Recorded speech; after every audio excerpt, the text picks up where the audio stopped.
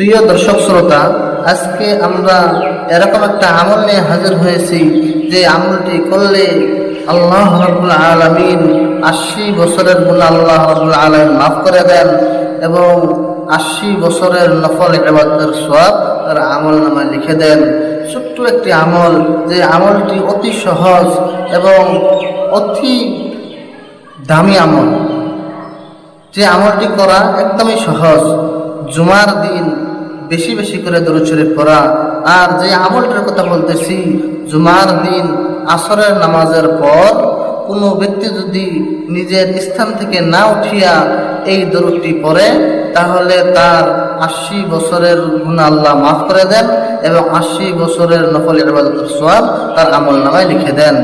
আমলটি হলো যে আল্লাহুম্মা সাল্লি আলা মুহাম্মাদিন নবিয়্যিল উম্মি ওয়া আলা আলিহি ওয়া সাল্লিম তাসলিমা। এই দরুদটা কেউ যদি আসরের নামাজের পর ৮০